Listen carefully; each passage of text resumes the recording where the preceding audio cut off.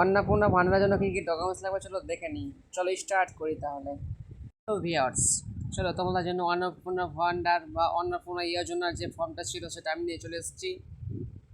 ঠিক আছে, সেই ফর্মে কী কী করতে হবে একটু বলে দিই। তার আগে বলে দিই, এই ফর্মটা ফিল আপ করতে গেলে তোমাদের অনেকগুলো ডকুমেন্টস লাগবে। অনেক অনেক মানে অনেক। এই যোজনা মানে যে অন্নপূর্ণা ভান্ডারে যে যোজনা আছে না, এটা ফর্ম ফিল আপ করতে তোমার অনেক কষ্ট আছে। কারণ আমি দেখতে পেলাম যে এই ফর্মটা কেউ যে ফিল আপ করবে কমপক্ষে তার সব ডকুমেন্টস থাকবে না বা নাই। আর যতগুলো ডকুমেন্টস দিবে এই ফর্মে দিতে দিতে সে পাগল হয়ে যাবে যে এতগুলো ফর্মের ডকুমেন্টস দিতে হবে। দ্বিতীয় কথা, আমার মনে হচ্ছে যে এটা অন্নপূর্ণা ভান্ডার সবার জন্য নয়। যাদের লিমিটেড ছেলে মেয়ে আছে, যারা গভর্নমেন্টে কোনো জব করে না, যারা মানে খুব গরিব বা যাদের কাছে সব ডকুমেন্টস নেই, তারা কিন্তু খুব কষ্ট করে পাবে, মানে পাওয়ার চান্স খুব কম। ঠিক আছে, যতগুলো ডকুমেন্টস আছে এই ডকুমেন্টসগুলো পূরণ করতে করতে তার এমনি সব মানে যা ডকুমেন্টস আছে জীবন থেকে শুরু করে মৃত্যু পর্যন্ত সব ডকুমেন্টস সেখানে নিয়ে নেবে। ঠিক আছে, কি এতটা কষ্ট করেই করেছে। এমন কোনো ডকুমেন্টস নেই যে এখানে লাগবে না। একবার বলে দিই কী কী লাগবে, জাস্ট বলে দিই কী কী লাগবে, ফিল আপটা পরে দেখো। এখানে লেখা আছে হেড। যে হেড হবে তার নাম, অর্থাৎ তার স্বামীর নাম হতে পারে, তার বাবার নাম হতে পারে। ঠিক আছে, এটা হেড, যে স্বামী বা বাবা, তার ডকুমেন্টস লাগবে। তার স্বামী বাবার জন্ম সার্টিফিকেট লাগবে, বার্থ ডেট অফ বার্থ লাগবে। ঠিক আছে, জন্ম সার্টিফিকেট লাগবে। হ্যাঁ, তারপর কি লাগবে, তার জন্ম সার্টিফিকেটের সাথে সাথে তার সমস্ত ডকুমেন্টস এখানে দিতে হবে। ঠিক আছে, এবং যে হেড আছে তার কয়টা ছেলে মেয়ে আছে, হ্যাঁ কটা ছেলে মেয়ে আছে এটাও দিতে হবে। তার মোবাইল নাম্বার দিতে হবে, কটা ছেলে মেয়ে আছে এটা দিতে হবে। তারপর তোমাকে দিতে হবে যে সেই ছেলে মেয়েদের যে কতগুলো ডকুমেন্টস আছে সেগুলো। তারপরে ওই ওই মানে যে ফ্যামিলি মেম্বারগুলো আছে না, প্রত্যেকটার আলাদা আলাদা ফিল আপ করতে হবে, প্রত্যেকটার আলাদা আলাদা। ঠিক আছে, প্রত্যেকটার আলাদা আলাদা। যদি কোনো কোনো মানে ডকুমেন্টস ধরেন যে কারো 6টা ছেলে মেয়ে আছে, হ্যাঁ 6টা, এই যে 6টা, তাহলে তার হ্যাঁ মানে কি বলবো যে খুব কষ্ট।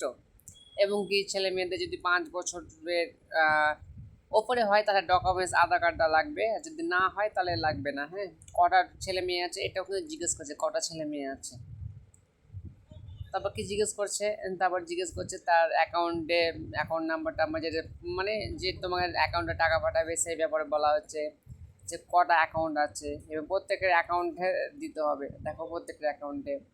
তারপর কি বলছে, তারপর বলছে যে যে তার ভোটার যে কার্ডটা রয়েছে তার আইপিক নাম্বার, হ্যাঁ আইপিক নাম্বার যেটাকে বলে, এটা দিতে হবে। ঠিক আছে, কার কার মেম্বার আছে না আছে, কে কে এই সদস্য আছে না তাদের বাড়িতে তাদের, এবং সে কোন ক্যাটাগরি থেকে বিলং করে সেটা দিতে হবে, কোন ক্যাটাগরি থেকে বিলং করে। তারপরে যে যে রেশন কার্ড আছে, হ্যাঁ ফুডের জন্য যে রেশন কার্ড আছে সেটা দিতে হবে, রেশন কার্ড দিতে হবে। ঠিক আছে, রেশন কার্ড দেওয়ার পর সে কি দিতে পারে, তার ফ্যামিলি। তারপর তাকে দিতে হবে হেলথ ইন্স্যুরেন্স যে কার্ডটা থাকে সেটা দিতে হবে। হ্যাঁ, কতজন মেম্বার সেগুলো তো পাচ্ছে না পাচ্ছে, এগুলো সব ডিটেলস অল ওভার লাগবে। তার তার একটা ছেলে মেয়ে হলে কোনো সমস্যা নেই, দুটো হলে সমস্যা নেই, তিনটে হলে সমস্যা নেই, 5-6টা যখন হয়ে যাবে না, 6টা বা 5টা বা 7টা বেশি, তার খুব কষ্ট করে টাকাটা পাবে। এতগুলো ডকুমেন্টস জোগাড় করতে করতে তার মাথা নষ্ট হয়ে যাবে।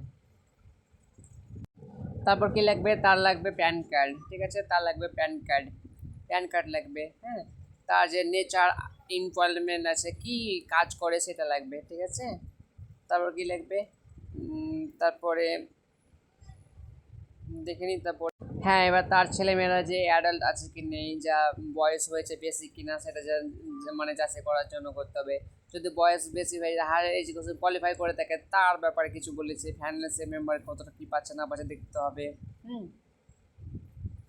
তারপর সে যদি ভোটার লিস্টের নাম না থাকে তো সিএ অ্যাপ্লাই করেছে কিনা, সেই অ্যাপ্লাইয়ের যে ইটা থাকে না, যে নাম্বারটা দিবে, অ্যাপ্লিকেশন নাম্বারটা সেটা দিতে হবে, ঠিক আছে। এবং এতগুলো কার্ড থাকার পর যদি কোনো ক্রেডিট কার্ড থাকে তাহলে সেগুলোও দিতে হবে, হ্যাঁ। তারপরে যদি তার সাইডে ট্রাভেলার নাম এসে কিনা সেটা দিতে হবে, যদি নাম এসে থাকে তাহলে, বা ট্রাভেলার কিছু তাহলে।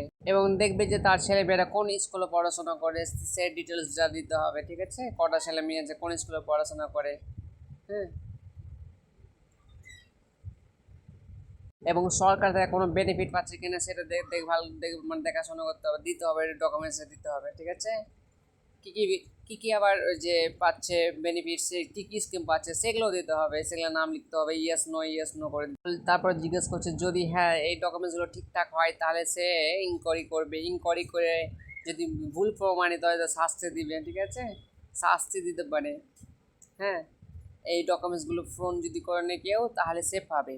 আমার মনে হচ্ছে যে এতগুলো ডকুমেন্টস কারো কাছে থাকা অসম্ভব, যদি থাকে সে পাবে।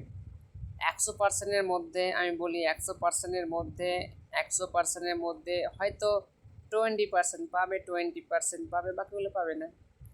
আর এতগুলো ডকুমেন্টস জোগাড় করতে করতে সে এমনিতেই হতভম্ব হয়ে যাবে। Thank you. যদি সম্পূর্ণ ভিডিওটা দেখে থাকেন তাহলে আশা করি কীভাবে ফর্ম ফিল আপ করতে হয় বুঝতে পারবেন, এবং আপনি যেটা বুঝতে পারছেন এবং অন্যজনকে এটা শেয়ার করে দেবেন। শেয়ার করে দেওয়ার ফলে কী হয় বলেন তো, যে আপনার যে